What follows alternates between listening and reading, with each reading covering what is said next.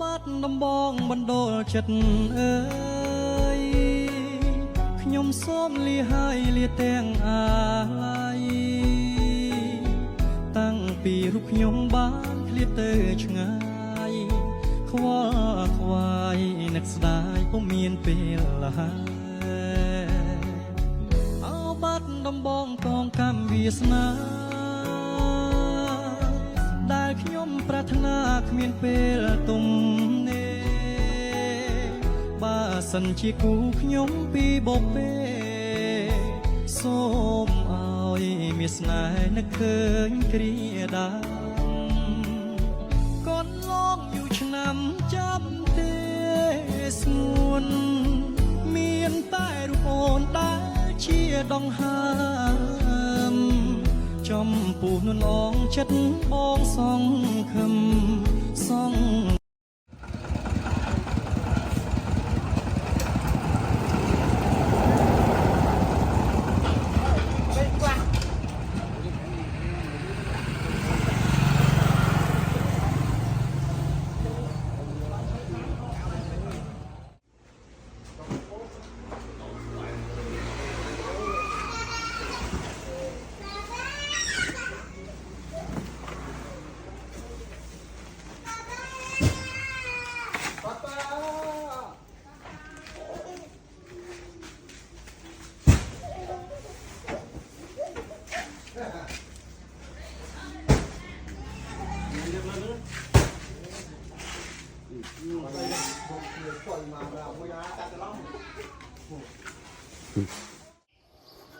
Good morning, everybody. It's about 6 a.m. right now. It's a little drizzle coming down, but it's okay. It's not too bad. Today is the 4th of November, second day of the water festival, and pretty peaceful. Nothing crazy happening. People just enjoying their holiday. Well, most of the time people just go to the city and they hang out because there's a lot of stuff to do, like food to eat, things to buy, just enjoying the city, just being around a lot of other people, you know. Well, today I wanted to talk about some questions that people kept asking me. So the other day I made a video of me burning some yard waste, right? So this is the yard waste here. It didn't burn all the way through. I didn't have time to pay attention to it, right? So still have more piles here that I haven't burned yet. And yeah, it's a lot of work. Some burned all the way through, but some didn't. I just don't have time to do it all the time. But this one burned all the way through. It was a big pile. It was dried up. This one burned, just some burnt through. The question that came up was about composting, right? So the purpose of composting is to enrich the ground, you know, like make nutrients. If you were trying to have like a garden to grow things, I know that in the States, right, like especially in the suburbs, you have a lawn of just grass. Sometimes you have weeds. But if you were to try to grow something like vegetables or anything, you would have to add a fertilizer, right? Because the lawn that you have doesn't have any nutrients. It's been degraded so that you have just grass, you know? So it makes me wonder, right? Like, how come it's so hard for people to grow their own food? Why does the city make it so difficult for us to grow our own food, right? That's a good question. But here, in Cambodia, things grow like wildly, like naturally, you know. I don't even have to really try to grow anything. It just grows on its own. So these are things that I planted here, like the coconut trees, planted them, and we just leave them. We just let it grow on its own. This right here, I don't know what it's called in English, but in Khmer it's called mut. This tree was just a twig. It was just like one branch that I planted, and it has fruits now. So you can see there's fruits growing from a twig. Just from a branch, it grew, and now it's bearing fruit. So here in Cambodia, the land, the soil is rich in nutrients, very rich in nutrients. Things just grow wildly. Like back here, this land here, when we built the house, right, we dumped like 100 truckloads of dirt. This dirt here was brought in from the road. They came in, they dumped 100 truckloads of dirt. And this dirt came from the farmland, the rice fields. So that's why it's so fertile. Things just grow on its own. Even this tree right here is a tamarind tree. I didn't plant this, it grew on its own. And another reason why we have to burn the yard waste, only burn the twigs and the branches and weeds, just brush, is because if I was to leave this out, right, for however long, little critters will make this their home. Like snakes, pretty sure there's like scorpions and centipedes in there, but also there could be snakes under there too. So that's the reason why we burn it. And there's no service where they come and collect like the yard waste and stuff. And you can imagine, right, from here all the way to the front of the house to carry all this stuff, it's a lot of work. It requires a lot of work, heavy lifting. So the best choice for this is to burn it. So I'll let it sit until it dries out. And once it's dry, I'll burn it. This stuff right here has to be sold to the recycling. There's people that come out and buy it. So like this here, pretty sure there's something under there. Something lives under there. So we can't leave it out like that. We'll have to burn it. And it's better to, well, you guys didn't see the backyard just a few weeks ago. This stuff was covered. I couldn't even see the road back there. It was filled, you know, because of the rainy season. Once the rain comes in, this whole place is just grown in. Can't see anything at all. So yeah, that's the reason why we have to burn the yard waste. Yeah, and it just makes me think about, right, like nothing in Cambodia makes sense. Nothing here is, we don't use the same rules like in the West. Like in the West, everything makes sense. Like there's a solution for everything. Like any type of hard or difficult work that we do, there's a solution for it. So even like this stuff here, these are longans. So we ate the longans and we threw the seeds out. And once we threw the seeds out, these trees grew on their own. We didn't plant them. They grew on their own. So this land, like I said, it's all new. This dirt, you can even see this dirt here. See how it's red dirt? This red dirt here is very fertile. There's a lot of nutrients in this dirt. So things grow so fast from here.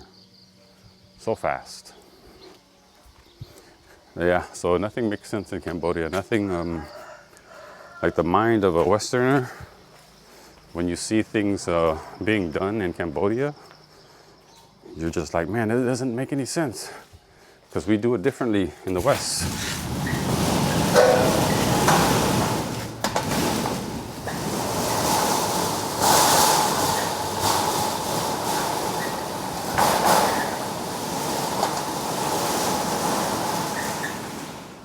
So yeah, like I mentioned before that my wife and I, right, we have a different way of thinking. Like I grew up in the States, so my logic is different from hers. My expectations are also different from hers, okay? So in the beginning of the video, you guys saw that there were some people that were loading big bags of rice on top of a semi. And then this animal feed, right? The next video was the guys bringing in this animal feed, and they're using their their strength, right? They were using, you know, like human labor to lift it up.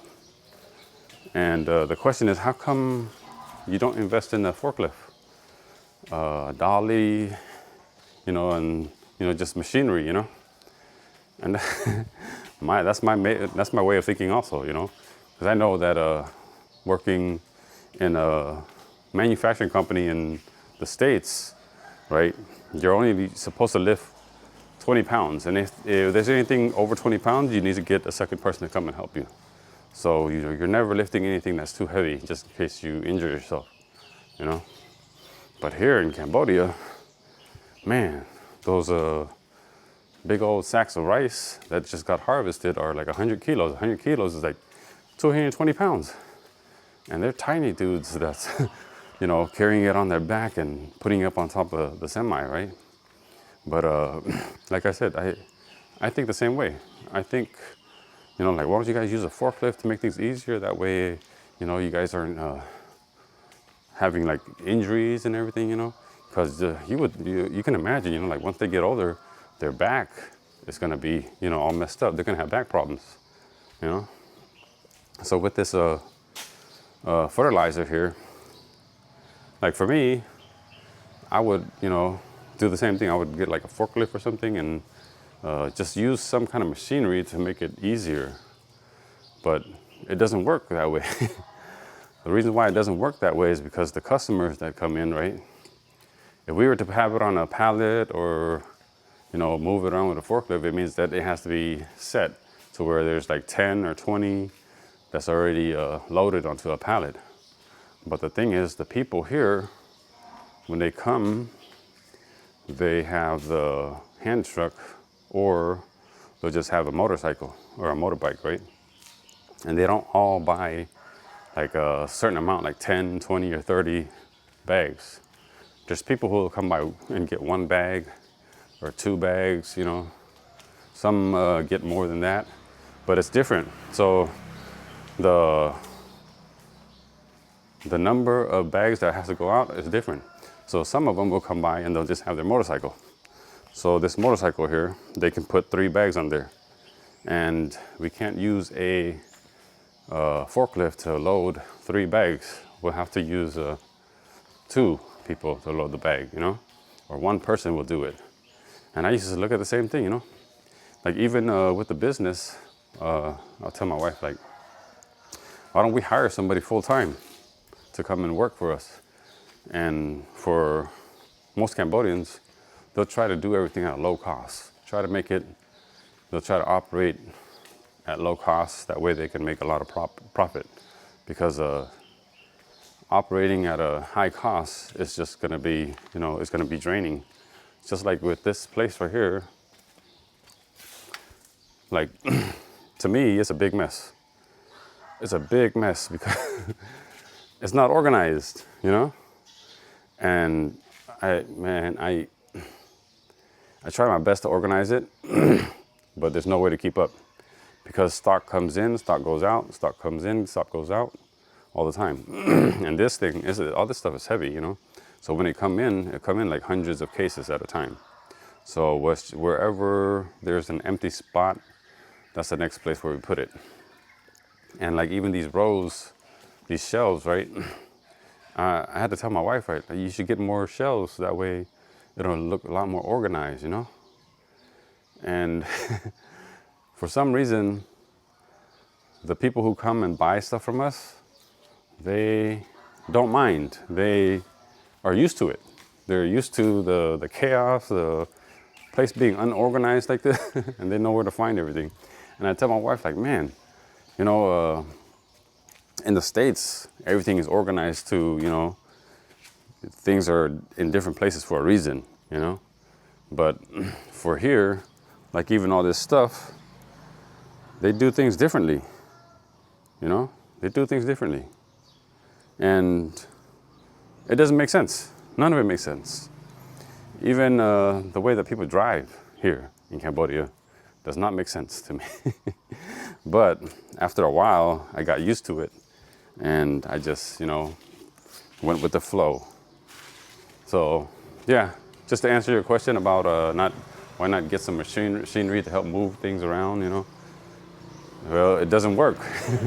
It doesn't work.